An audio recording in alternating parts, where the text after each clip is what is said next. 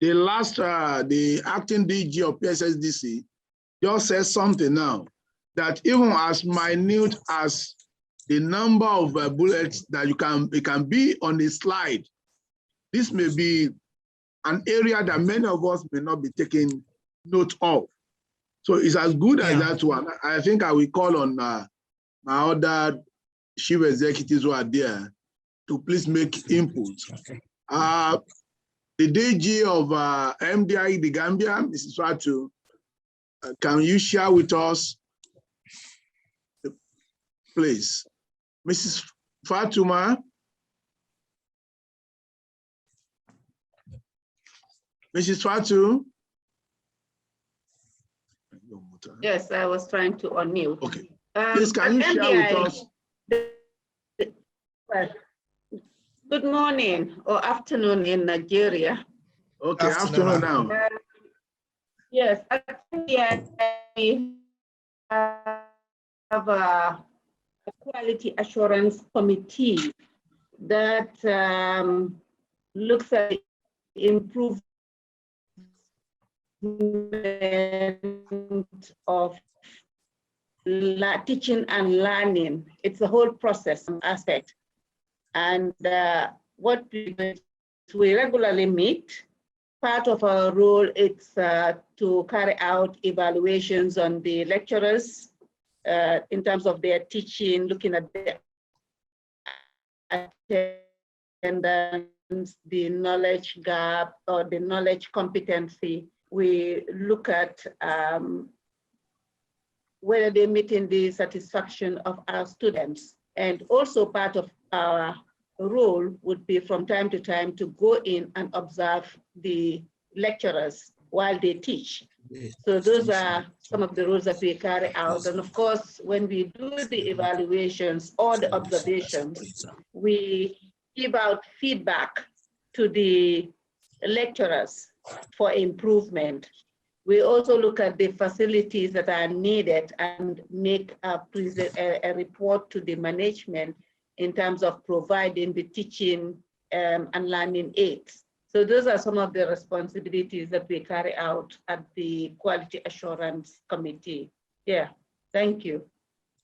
Thank you very much, Ma. Just to summarize what you've just said, your area of focus really is ensuring that you meet customer needs. And within doing that, you do some teacher observation to ensure that teaching and learning is really to the standard that is required. You also talked about evaluation so that you can gather the intelligence to move things forward. And you finally talked about feedback again. And that's also an aspect of quality assurance. Thank you very much, Ma. Now, what I'd like us to do is to have a quick look as a summary slide on the expected roles of internal quality assurance. So it's some of the things we have identified here, and maybe one or two that is a little bit more. Let's see if this is something that you can relate to, particularly within your organization. Okay, so the expected roles here, we are saying as a minimum, a quality nominee within your organization will be given the role to plan what they are going to monitor. So it could be, what process is it we are monitoring? Are we going to observe teachers or trainers it has been identified? If so, who and when? So as a very bare minimum, and you would want to allocate the role of planning to your IQA. We've talked about observation. It was identified that this does take place within your organization. Yes, indeed, observation is part of the role of an IQA. So observation of trainers, also looking at the output. Output was also identified today, looking at output to see if it's delivered at the right standard and if the work that is produced meets the requirement. If it's an organization where teaching, learning, and assessment is happening, an IQA will be expected to agree assessment decisions.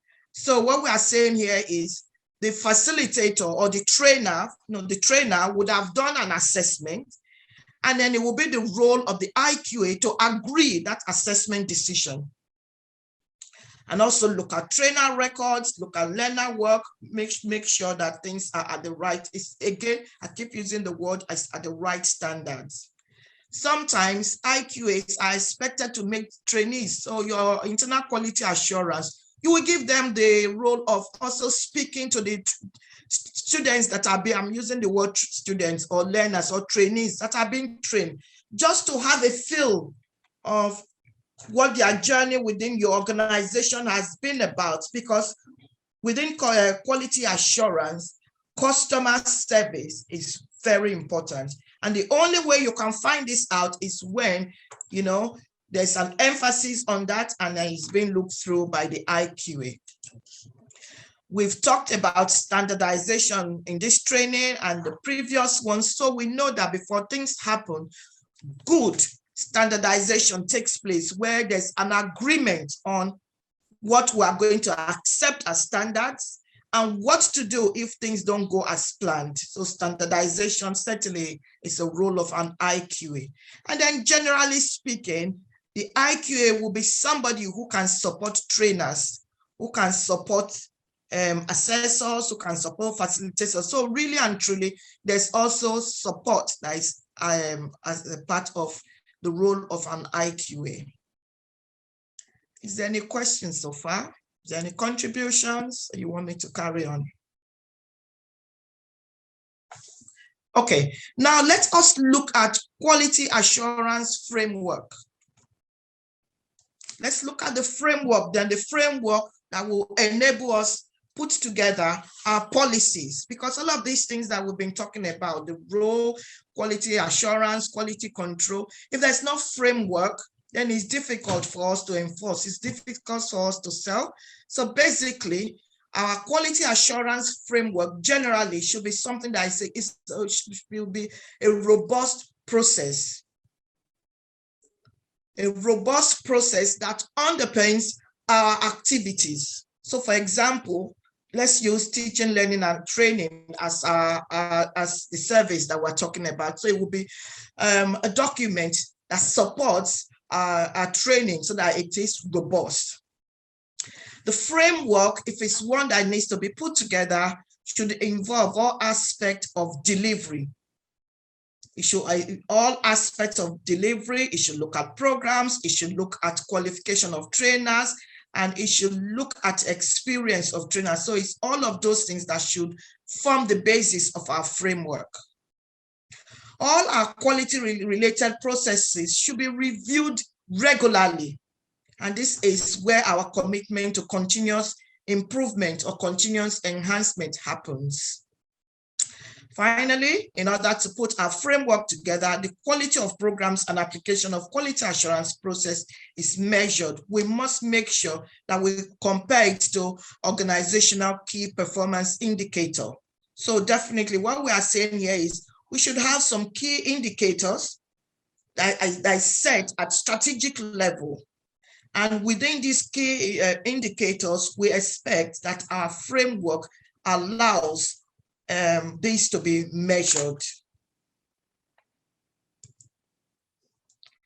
Okay, so within learning, training, and development, we need to, we're focusing on that because a lot of us today here we work within learning, training, and development.